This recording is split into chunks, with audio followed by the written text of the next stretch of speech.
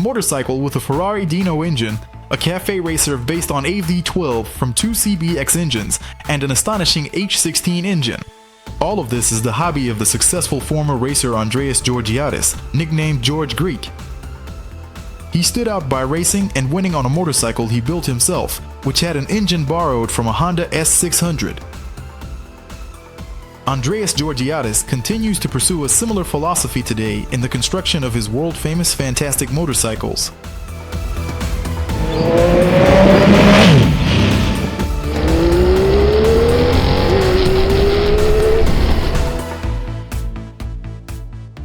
The story goes that young Georgiadis has been fascinated by technology from an early age. After working for 2 years in his father's restaurant in Johannesburg, he received a brand new 500 cubic centimeters matchless GP 500 as payment for his labor. This immediately led to the complete disappearance of Andreas from his father's restaurant in 1963. In the same year, he debuted in racing in South Africa, finishing second.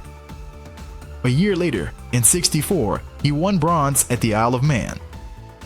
Such early success brought Georgiadis to the Grand Prix, where in his first race in Europe, he achieved a respectable 10th place and earned his nickname, George Greek. In total, Andreas raced for 3 seasons from '64 to '67, competing alongside legends like Halewood and Agostini, with his best result being 5th place in Canada. All this time, Andreas is accompanied by his loyal companion, his girlfriend, and future wife, Susan. Together, sharing a space in the yellow minivan with the Matchless, they travel through various cities and racetracks, further emphasizing Georgiadis' free spirit. In 1968, in Canada, Andreas met Honda, which later completely changed his perception of technology and revealed his innate talent for innovation. As the racing press would later write, he achieved the impossible by making the first successful attempt to build a racing motorcycle with a car engine and winning a race with it. This motorcycle became the AGS prototype, named in honor of his companion, now his wife, and it stood for Andreas Susan Georgiadis. Upon seeing the Honda S600 in Canada, Andreas remarkably realized that his small 4-cylinder engine would fit perfectly into the Norton Manx frame. Removing the water jackets, Andreas converted the engine to air cooling. Then, the cylinder heads were replaced with those featuring 2 overhead camshafts and 4 valves per cylinder from a Honda racing kit. Sleeves were added to the cylinders to strengthen the block and reduce tolerances, and the chain drive for the timing mechanism was converted to a belt with homemade couplings, demonstrating that he was years ahead of what manufacturers were offering. As a result, a racing motorcycle with a displacement of 500 cubic centimeters was created, which handled corners somewhat clumsily but was extremely powerful and fast for its time. In one of his letters to the race organizers, Andreas mentions his titles and reveals the specifications of his vehicle. He claims that his AGS develops 100 horsepower and is capable of reaching speeds of 290 kilometers per hour on straightaways. The stock S600 engine produced only 57 horsepower. Andreas nearly doubled that output. Over time, his prototype underwent numerous changes, including fairings, an unusually beautiful exhaust, and even disc brakes. From 1968 to 1970, Andreas Georgiadis repeatedly became a winner with his creation.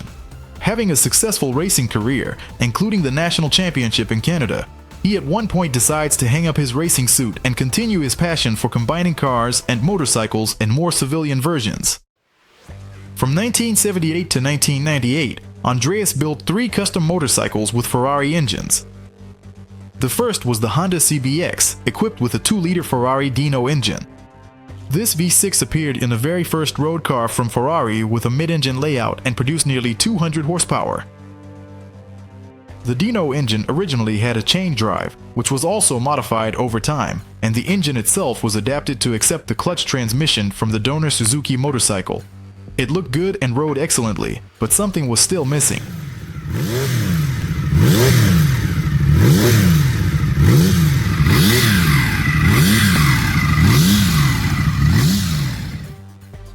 He was trying to find something in his next project based on a Ferrari 308 engine mounted on a custom aluminum frame with Kawasaki suspension components. The rear wheel came from the Yamaha VMAX, but instead of a drive shaft, it used a conventional chain drive. The 4-cam, 8-cylinder Italian engine produced a reliable 250 horsepower and cost nearly $55,000 in today's money. Andreas had to exchange the prize bronze trophy from his podium on the Isle of Man to obtain this power unit. The modifications to the motorcycle also include a new belt drive, which also powers a pump. Suzuki GT750 radiators are installed at the rear of the motorcycle to reduce the wheelbase size. Hence the massive air ducts at the tail of the motorcycle for cooling. Truly a real Frankenstein. Then there was a third, equally amazing motorcycle, based on the same chassis as the second, but again with a Dean Ferrari engine, just like the first motorcycle. But why use the same engine again? A new level was achieved by installing a homemade supercharger to bring performance to an unprecedented level. I dare to suggest that it was something around 300 horsepower. The supercharger was designed personally by Andreas and made from very large pieces of aluminum stock. And it's a pity that there is no reliable data on the power of his projects. But even if we take the factory specifications of Ferrari engines and compare them to what was available in the two-wheeled market at that time, it turns out that Andreas was riding the most powerful motorcycles of that era, which simply had no alternatives.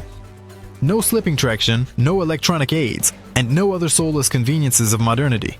However, the power is quite modern by today's standards. This all happened 30 years ago. Only true old school, only. Truly hardcore. Amazing! Georgiadis, of course, has not stopped searching for the craziest design by increasing the number of cylinders. Next, a V12 based on two Honda CBX engines appears on the drawing board. The front part from Yamaha, the rear wheel and brakes from Suzuki, and the transmission from Honda CBX, which he also used on the Ferrari V8. All 12 intake manifolds are fed by 3 Weber carburetors, and the exhaust is a complex 12-4 system. And it's really a beautiful and stylish motorcycle, which seems to have nothing superfluous. And, of course, the sound of the motorcycle. It's simply unique.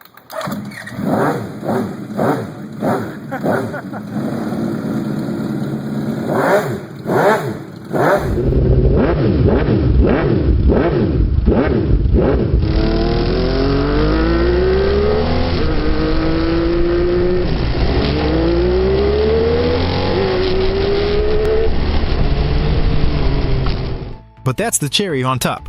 After 26 years and 4 crazy motorcycles under his belt, Andreas was not content to just sit at home with his hands folded, admiring his own achievements.